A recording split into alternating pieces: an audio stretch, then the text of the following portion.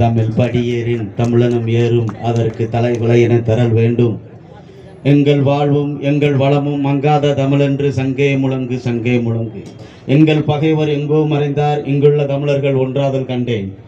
பொங்கு தமிழருக்கு இன்னல் உழைத்தால் சங்காரம் நிஜமென்று சங்கே முழங்கு சங்கே முழங்கு என்ற வரிகளின் அறத்திற்கேற்ப எங்களை வழிநடத்தி செல்லும் தாய்ப்புலி செந்தமிழன் சீமான் அவர்களுக்கு முதல் வணக்கம். ஆன்றோர் சான்றோர்களுக்கு அவை வணக்கம்.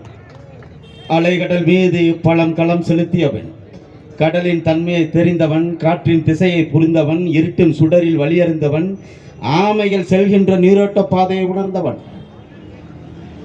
உலகம் முழுவதும் நிலத்திற்கு அரசனான பாண்டியன், கடலுக்கும் அரசனாக இருந்தவன் எங்கள் முன்னோன் பாண்டியன்.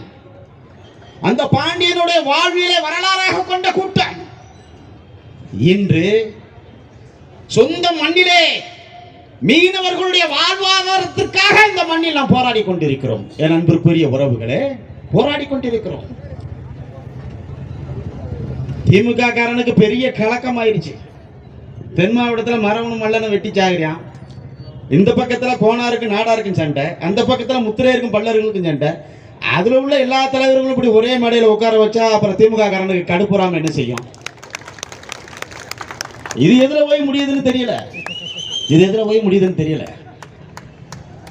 அவர் திமுக காரன் பாக்குறேன், பார்த்து பேசுறியான். நீயும் ஒன்னே எல்லாம் நீங்க பேசி பேசி கத்தி கத்தி சாக வேண்டியதே. சரிப்பா, நீ என்ன செய்ய போறேன்னு நாங்க கச்சத்தீவை விலைக்கு வாங்கி கொடுப்போம். சரி, அடுத்து என்ன செய்ய போற? தமிழ் தேசியம் செல்லாது. இல்லை, தமிழ் தேசியம் அது அரசியல் இல்லடா, எங்களுடைய வாழ்வியல் அது, எங்களுடைய வரலாறு அது, எங்களுடைய பண்பாடு, எங்களுடைய கலாச்சாரம் அது. உங்களால் என்ன செய்ய முடியும்? எங்களுக்கு என்று ஒரு கோட்பாடு இருக்கிறதுடா. என்ன கோட்பாடு? எங்கள் அண்ணன் செந்தமிழன் சீமான் அவர்கள் சிவகங்கையில் பிறந்தவர். சிவகங்கையில் இருந்து சென்னைக்கு சொல்லும் பொழுது டிக்கெட் எடுத்து போனாரா, அதனால அந்த தத்துவம் எங்களுக்கு வெல்லும்டா அப்படின்னு. எங்கள் தலைவன் சிவகங்கையில் இருந்து டிக்கெட் எடுத்து போனாரா ரயில்ல, அதனால நாங்க வெல்லுவோம். இந்த மண்ணில் லட்சம் ஆண்டுகளுக்கு நீண்ட நெடிய வரலாற்று பெருமை கொண்ட தமிழர் என்ற தொன்மையான தேசிய இனத்துடைய வரலாறு இந்த மண்ணில். என் அன்பிற்குரிய உறவுகளே, 1956 மொழிவாரியாக தேசிய இனங்கள் பிரிக்கப்பட்டது. அந்தந்த தேசிய இனங்கள் அந்த மண்ணில் அதிகாரத்தில் இருக்கும் பொழுது இந்த மண்ணில் மட்டும்தான் திராவிடம் என்பது அதிகாரத்தில் இன்று வரை கோலோச்சி நிற்கிறது.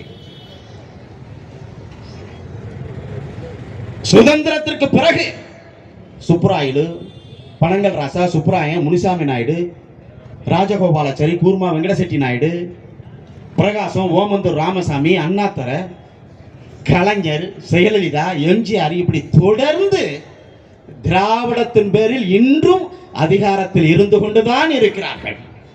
தெரியல, தமிழர்களுக்கு சரியான தலைமையின்மை, சரியான தெளிவின்மை, சரியான அரசியலின்மை இல்லாத காரணத்தால் முல்லை பெரியாரை இழந்தோம், குடகு காவேரியை இழந்தோம்.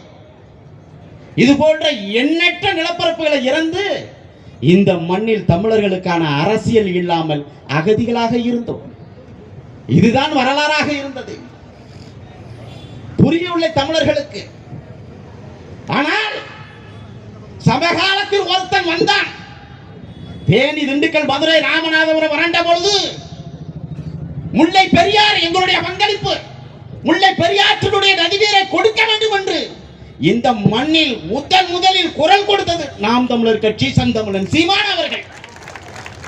அவர்தான் சொன்னார், முல்லை பெரியார் அந்த மலையாளி என்பவன் திராவிடம் அல்ல, அவன் மலையாளி, இந்த மண்ணில் நாம் இருப்பவர்கள் தமிழர்கள் என்று சொன்னது என்னுடைய அண்ணன் செந்தமிழன் சீமான் அவர்கள்.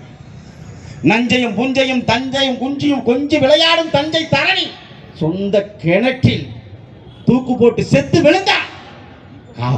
காவேரி ஆற்றினுடைய தண்ணீரை கேட்ட பொழுது அந்த கன்னடன் சொன்னான், அவன் திராவிடனாக நாம் பார்த்த பொழுது நாம் தமிழர் கட்சி சொன்னது காவேரி ஆற்றினுடைய தண்ணீர் உரிமை என்பது அவன் கன்னடன், நாம் தமிழர்கள் என்று உலகத்திற்கு பறைசாற்றியது நாம் தமிழர் கட்சி.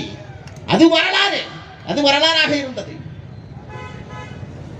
ஒரு பக்கம் முல்லை பெரியாறு, ஒரு பக்கம் காவேரி, ஒட்டுமொத்தமாக தமிழ் தேசியத்துடைய அத்தனை அடையாளமும் இந்த மண்ணில் தான் பெரும் சிக்கலாக இருக்கிறது நண்பருக்குரிய உறவுகளே.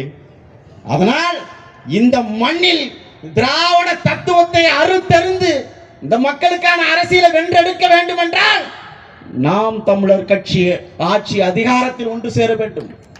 அதற்கு தமிழர்கள் எல்லாம் ஒன்று சேர வேண்டும், ஒன்றாக வேண்டும், வென்றாக வேண்டும். தமிழர் என்ற கொள்கையை நாம் முன்னிறுத்தி இந்த இடத்தில் தமிழ் தேசிய அரசியலை கட்டி எழுப்புவதற்கு நாமெல்லாம் களமாடுவோம். நாம் தமிழர்.